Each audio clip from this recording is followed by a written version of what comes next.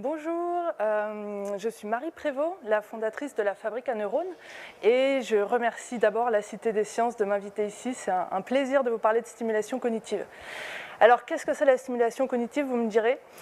C'est une notion, nous, à la Fabrique à Neurones, qu'on veut vraiment démocratiser. C'est essentiel pour bien vieillir.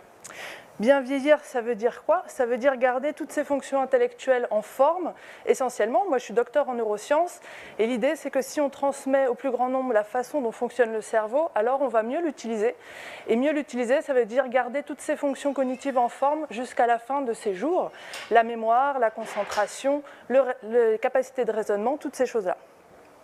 Donc une bonne stimulation cognitive, ça passe par quoi? Avant qu'on joue ensemble, je vais d'abord juste vous donner les principes.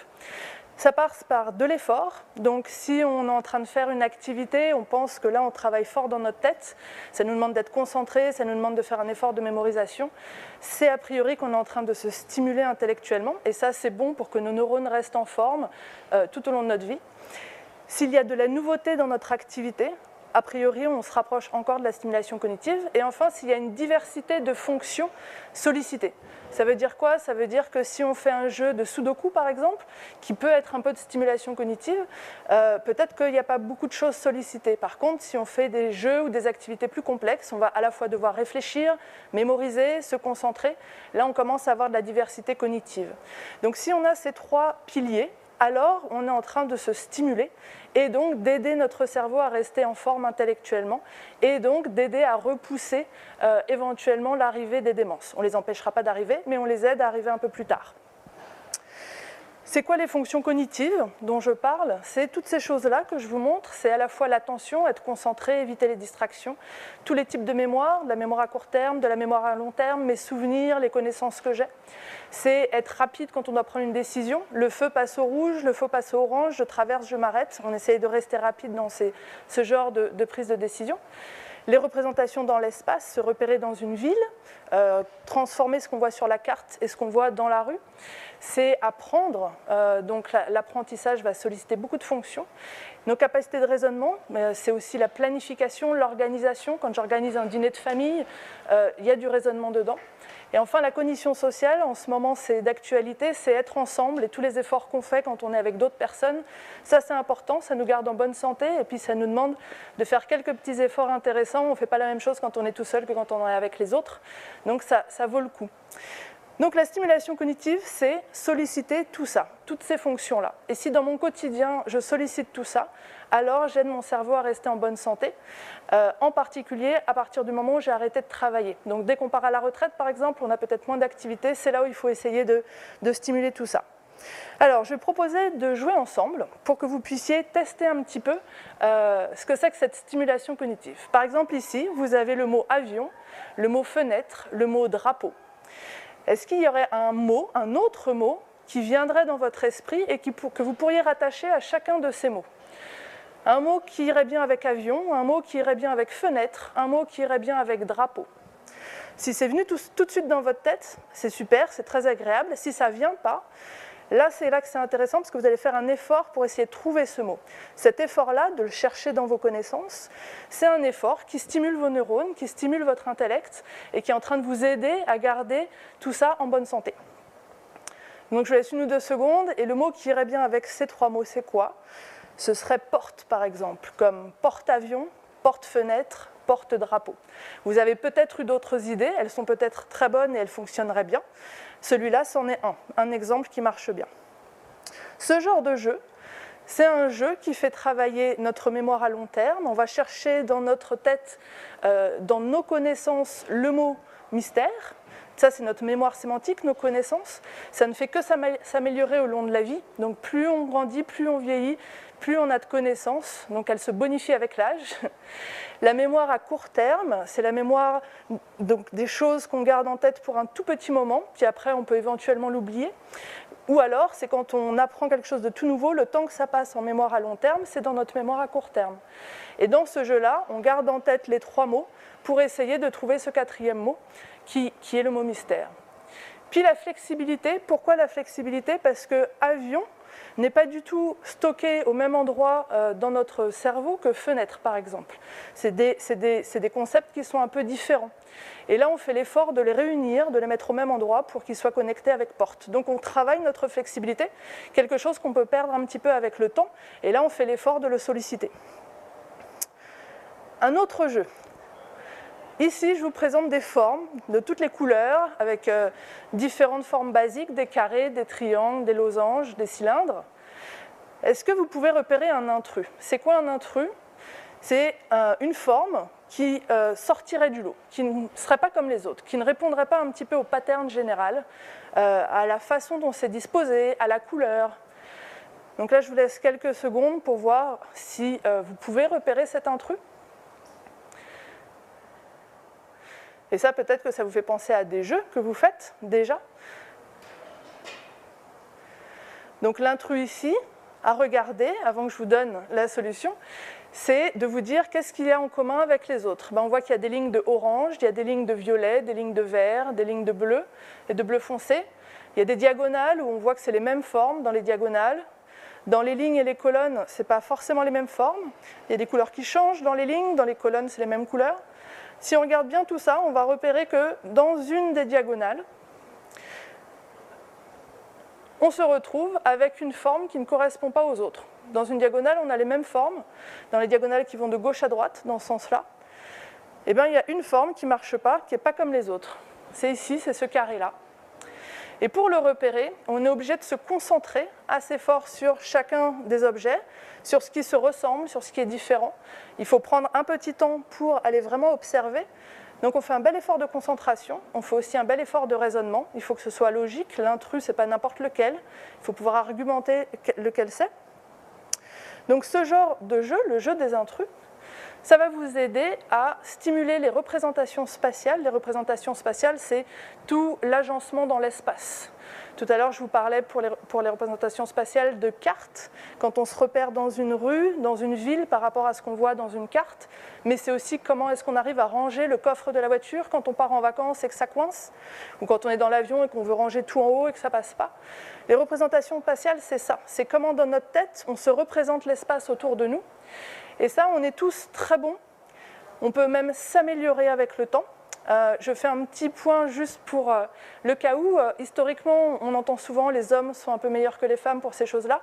Ce n'est pas du tout inné, c'est des choses qui se cultivent et qui se développent très facilement avec l'entraînement. Et avec ce jeu de l'intrus, on sollicite aussi du raisonnement, c'est-à-dire qu'il faut réfléchir, déduire quel est l'intrus parmi toutes les formes qu'il y a là. Donc c'est ce que vous venez de travailler en faisant ce jeu. Là, je vous propose un autre jeu qui est un petit peu demandant. N'utilisez pas de papier, n'utilisez pas de crayon, faites tout dans votre tête. Même si vous n'arrivez pas complètement à le faire, ce n'est pas grave. Si vous arrivez facilement, tant mieux.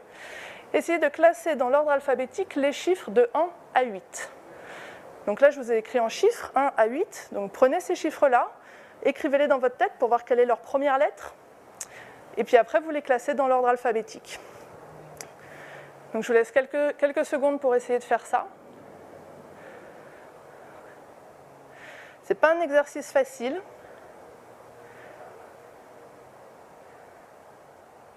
Ok, donc la stratégie qu'on va utiliser ici, ça va être de repérer les premières lettres et d'essayer de tout garder dans sa mémoire pour les mettre dans l'ordre, les uns après les autres. Donc on a 1, c'est un U, ça va plutôt à la fin. 2, c'est un D, peut-être que ça ira plutôt au début. 3, T, 4, Q, etc. Et on va arriver à ce classement avec la grosse difficulté qu'il faut garder ces 8 chiffres dans notre tête. C'est un gros effort. Je vous le montre ici. Vous avez les chiffres dans l'ordre où on les dit, 1, 2, 3, 4, 5, 6, 7, 8. Et puis à droite en rouge, vous avez les chiffres dans l'ordre alphabétique. 5, 2, 8, 4, 7, 6, 3, 1. Si vous faites cet exercice en les écrivant, ce n'est pas très difficile, pour peu qu'on connaisse l'alphabet. Par contre, quand on ne les écrit pas, qu'on ne les voit pas devant nous écrits et que c'est juste dans notre tête, c'est un très gros effort pour votre mémoire à court terme. Vous devez garder en tête ces chiffres, la façon dont ils sont écrits, les redéplacer pour les mettre dans un ordre qui n'est pas un ordre naturel pour nous. Donc on va un peu contre notre nature.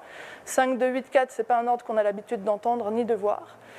Et surtout, ça vous fait un gros effort où il faut tout garder en tête. Ça, c'est un des un des efforts les plus bénéfiques, la mémoire à court terme ou la mémoire de travail, parce qu'elle a son top autour de 30 ans. En gros, à 30-35 ans, on est au top pour cette mémoire-là. Et puis après ça, elle va être de moins en moins performante. Elle marche très bien jusqu'à la fin de nos jours, mais elle sera moins parfaite que quand on avait 30 ou 35 ans. Donc ça vaut le coup de continuer à l'utiliser, à la solliciter le plus longtemps possible, surtout quand on est dans des périodes où on ne travaille pas. Chômage longue durée, congé parental longue durée. Et la retraite, si on n'est pas engagé dans des responsabilités au quotidien, alors on la travaille peut-être un peu moins. Donc ce genre de jeu, c'est des jeux qui nous aident à la garder bien en forme. Ici, il a aussi fallu faire un peu de représentation spatiale, donc on a bougé dans l'espace ces chiffres, et en fait, dans l'espace de notre tête, ça s'est bougé, et c'est là où on a travaillé ça. Voilà, donc c'était pour vous montrer quelques exemples de jeux que nous on fait à la Fabrique à Neurones dans les ateliers de stimulation cognitive qu'on propose. On forme des professionnels à utiliser tous ces jeux auprès des personnes âgées qui le souhaitent, qui sont intéressées par ça, avec notre formation certifiante. Mais en fait, il existe dans le commun de tout ce que vous trouvez partout des tas d'activités qui font la même chose. Si vous comprenez juste le principe de cette stimulation cognitive, vous pouvez faire des activités au quotidien qui stimulent naturellement. Ici, je vous mets des jeux comme Time's Up. Time's Up, c'est très stimulant parce qu'il y a beaucoup de mémoire à court terme. Donc c'est ce jeu où on a des petites cartes sur lesquelles il y a écrit un nom d'objet ou un nom de personne célèbre. Et il faut le faire deviner à son équipe. Au tout début, on peut dire tout ce qu'on veut sauf le nom de la personne célèbre. Puis au deuxième tour, on doit dire un seul mot. Puis au troisième tour, on doit juste mimer. Donc on utilise beaucoup de notre mémoire à court terme pour faire ce jeu. C'est très convivial et c'est très sollicitant pour notre tête, donc autant l'utiliser autant que vous voulez. D'autres jeux comme Double, qui va être très efficace pour de l'inhibition du contrôle. Il va falloir se retenir d'aller attraper la carte quand elle n'est pas exactement celle qu'on veut choisir. On doit repérer des formes et parfois on se trompe parce qu'il y en a beaucoup sur la carte. Des jeux comme Face the Book, qui sont des memories un petit peu évoluées. Donc ça, c'est assez sympa parce que le memory classique, c'est 2 cartes qu'on retourne et puis on voit si elles sont pareilles. Ah, on a gagné si elles sont pareilles, sinon non. On se fait toujours battre à plat de couture par les petits-enfants à ce genre de jeu. Mais là, le Face the Book, il y a une petite astuce, c'est qu'il faut donner un nom à la carte qu'on découvre et les autres doivent retenir le nom qu'on a donné à cette carte. Donc il y a un élément un petit peu plus proactif, plus intéressant. Puis un jeu comme Farben qui est intéressant aussi parce qu'on va devoir raconter une histoire sur ce que nous évoque une couleur. Et là, ça permet de partager des souvenirs. En général, on évoque des choses qui nous parlent à nous, qui nous sont familiers. Donc ça va solliciter nos souvenirs, des choses qu'on peut partager avec les joueurs autour de la table. C'est très sympa, c'est vraiment une dynamique très collective. Enfin, je vais vous proposer plusieurs activités qui sont vraiment, elles, stimulantes, que vous pouvez faire à tout moment, avec qui vous voulez, et qui vous garantissent d'aider à garder votre tête au plus grande efficacité possible. Je rappelle juste qu'avant tout ça, il y a la pratique sportive, avoir une petite activité physique, bien manger, et puis après la stimulation cognitive qui sera vraiment utile. Donc par exemple, il y a tous les jeux qui utilisent des mots. Donc je ne sais pas si vous connaissez les anagrammes. Les anagrammes, c'est des jeux où on a des mots. Par exemple, le mot soir, S-O-I-R. Et on va essayer de trouver un autre mot qui s'écrit avec les mêmes lettres et qui existe dans le dictionnaire. Par exemple, roi, R-O-I-S, des rois. Ça, c'est un jeu qui fait pas mal d'efforts de mémoire à court terme. On doit mélanger les lettres dans notre tête. Donc, on mélange tout ça et ça va nous faire vraiment un effort de mémorisation, le temps de réussir à trouver un anagramme. Il y a plein de variations sur le jeu de l'anagramme. Vous pouvez être original avec et puis jouer à ça, avec vous, avec vos proches, avec vos grands-parents si vous êtes plus jeune. Vraiment, c'est chouette. Les charades. Les charades, je ne sais pas si vous connaissez, c'est des définitions de bouts de mots. Mon premier, on donne une petite définition, mon deuxième, une petite définition, et mon tout, c'est le mot entier qu'on cherche. Donc on a découpé le mot en plusieurs petites parties. Ça, vous pouvez en faire, c'est très stimulant, c'est vraiment très sympa. Vous pouvez même en créer. Donc soit vous allez sur Internet chercher des charades, soit vous créez vous-même des charades avec votre famille, avec vos voisins, et ça va être une excellente stimulation cognitive. Avec des formes et des images. Donc il y a plein d'activités à faire, par exemple les tangrammes. Vous voyez ces morceaux en bois qu'on déplace pour reproduire des formes qui nous sont montrées sur une carte. Il y a des applis pour jouer au tangramme sur le téléphone. Il y a vraiment plein de choses comme ça, c'est très bon pour les représentations spatiales. Il y a ce jeu 4 images, 1 mot. Pareil, c'est des applis, des petits jeux sur Internet que vous pouvez trouver. On vous montre 4 images et à partir de ces 4 images, vous êtes censé trouver un mot. Ça vous évoque un mot.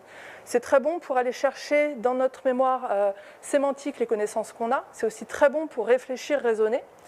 Les memories, tous les memories classiques, ça va être top.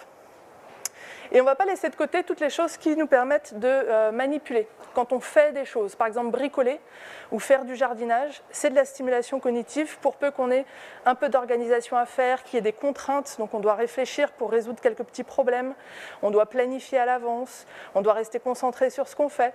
Et en plus, ça a d'autres bénéfices qui sont ceux de nous faire bouger un peu, qui est très bon pour la santé.